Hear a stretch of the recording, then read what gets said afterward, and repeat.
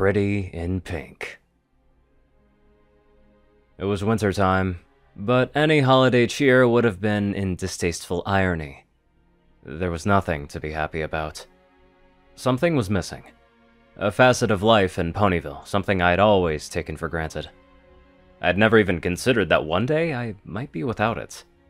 This facet took the form of a keen and bubbly mare who always wore a smile, and made a point to share that smile with every pony. But she no longer wore a smile.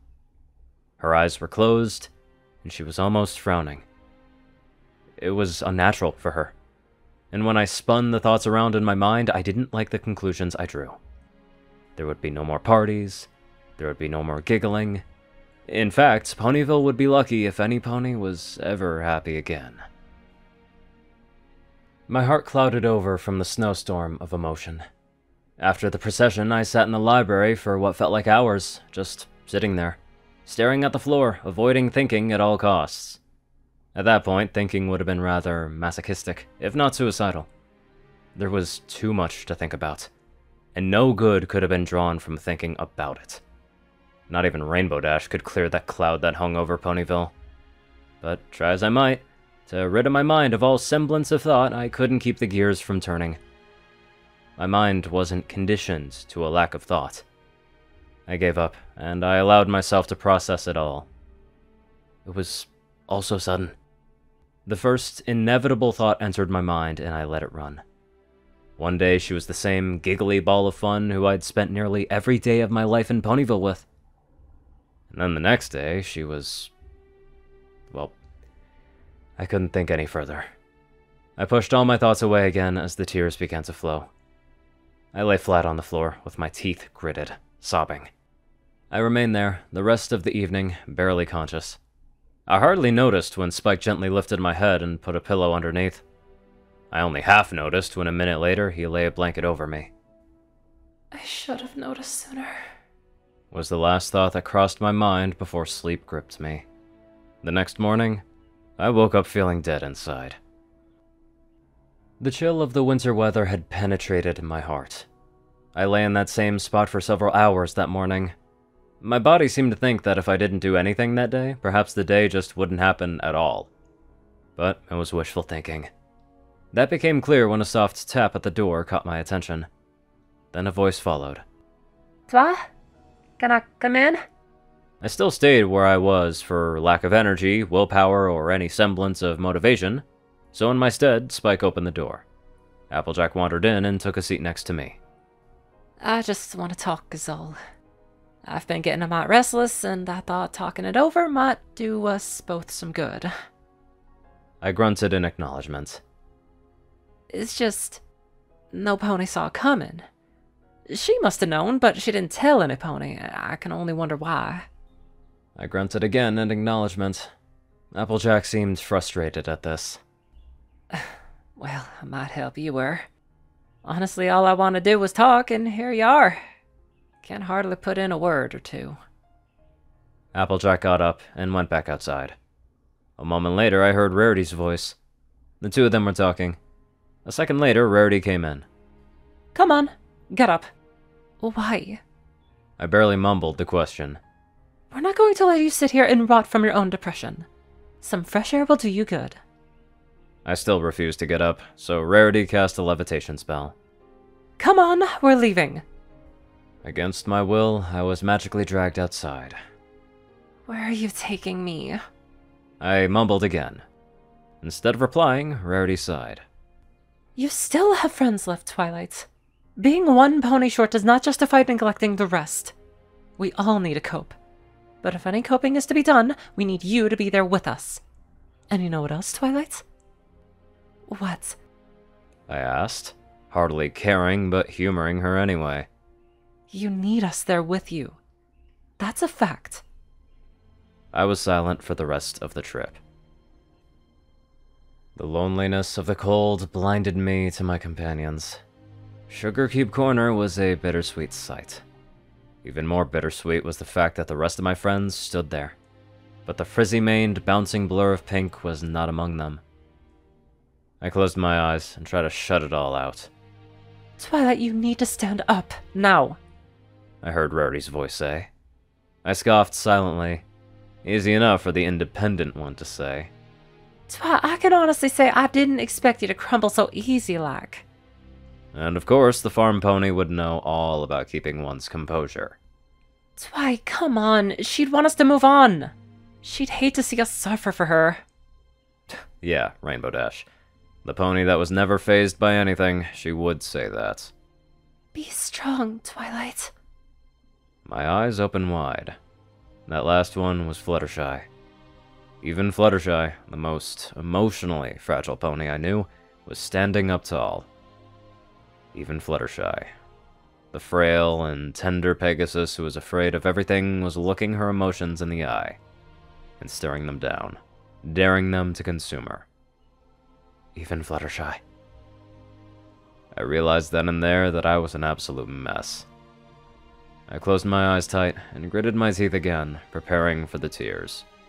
Rarity released her levitation spell, and I fell to the ground with a light thud.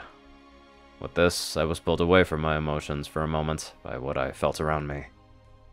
The ground. I hadn't noticed earlier, but there was a light snow on the ground. Of course, it's winter. Winter. The thought processed for a moment, after which I took a deep breath and stood up. Tears in my eyes, but a weak smile across my face. Any pony want to go ice skating? In the midst of icy despair, my heart began to thaw. We all found skates and picked out a lake that had good, solid ice. Rarity was absolutely right. The fresh air was like breathing in pure adrenaline. I was awake. I felt aware. The tears had long since crusted over and my eyes were dry. I felt like everything would be alright, and that the one who couldn't be here with us would be smiling down at us, just knowing that we were doing what she always encouraged. Having fun with each other. I was just as horrible at skating as I was the previous time, during my first winter wrap-up experience. But this time I was able to laugh at my mistakes. This time I didn't have any goal to accomplish or task to complete. This time, trying was all that mattered. But there was still a fragment of that feeling at the pit of my stomach. I knew that my late friend would have wanted to be here for this. To be the one showing me how to skate. It still tore me up a bit that she didn't get a chance to do at least that. After an hour or so of skating and copious amounts of tear-ridden giggling, we all headed over to Sweet Apple Acres, where Applejack had a roaring fire going and apple pies baking in the oven. Glad to see that you come around, Twi. I was worried about you. Applejack commented as she poured cider for all of us. I sipped the warm cider gingerly. The transition from cool, fresh air to warm, welcoming cider worked wonders on my mind. Thanks, Applejack. I paused for a moment to take another sip. It was upsetting to me, particularly when I was just a filly. Princess Celestia told me that I had more latent talents waiting to be uncovered. One of those talents was supposedly the ability to see the future. And so in the back of my mind, this entire time I've been wondering why that latent ability couldn't have surfaced sooner. If I could have foreseen what was going to happen, I might have... Well, okay, maybe I couldn't have prevented it, but I could have made her last weeks more enjoyable. More fun, more something, at least. You know, Twilight, if you really feel bad about it, there's one thing you could do to get it off of your mind. Fluttershy cut in. Oh, and what's that? You could talk to Nurse Redheart and ask her for details. I'm sure she'll tell you what you want to know.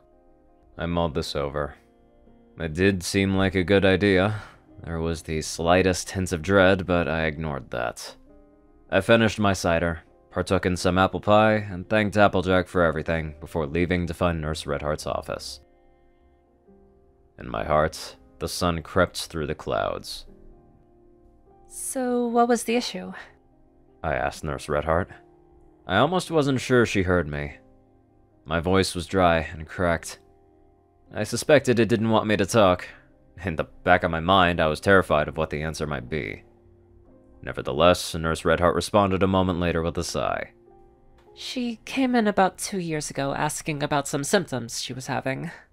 Well, as it would turn out, she was very ill. I told her she had a year to live, and upon hearing this, she told me not to tell any pony until after she was gone. That was winter of 2 years ago. But then in the summer, a year and a half ago, she met you, and she began to get strong again. I don't specialize in psychology, but I suspect that your presence in her life gave her something to live for. Her heart no longer beat for herself, but for some pony else. Twilight, I think the friendship you offered her prolonged her life greatly. After this, Nurse Redheart paused, and her demeanor changed slightly. When she spoke again, there was an air of bitterness. But then you changed, Twilight. You began to tire of her antics. You misinterpreted her desperate cry for help as hyperactivity, and pretended not to notice. That upset her. She couldn't make you smile anymore. And if her friends weren't smiling, she had no reason to smile either. She lost her will to live because you passed her actions off as just her typical silliness. Twilight Sparkle, you killed Pinkie Pie. I stepped back a pace in shock. Wait, what are you saying? You brought about the end of her life, plain and simple. By neglecting her, you failed to prolong her life, and so in essence, you killed her. What? No, I never neglected her! I always appreciated her optimism and carefree attitude! No, what you did was took her for granted. You made her feel unappreciated and unloved. All that time you kept telling yourself she's just being Pinkie Pie, but you never bothered to understand why. I had no response. I was completely taken aback by these accusations, but the worst part of it was that it was all ringing true. However, before I could ponder this thought, Nurse Redheart continued. Celestia's favorite student, with the latent ability to foresee the future. What? How do you know about that?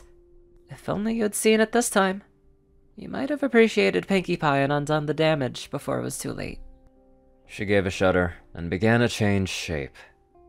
You killed her, Twilight Sparkle. She grew taller, and her shadow enveloped the room. You killed her, Twilight Sparkle. Her face grew darker.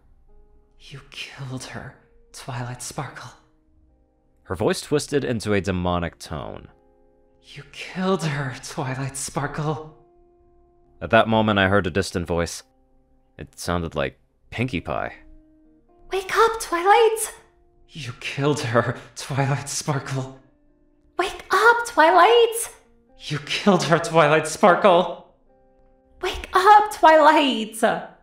You killed her, Twilight Sparkle. Twilight, wake up! I awoke with a start. It was no longer winter, but rather midsummer. I was rather confused, and it took me a moment to get my bearings, but that moment was still working itself through when I heard a pounding at the front door, and a subsequent blur of a pony zooming through it. Wake up, wake up, wake up!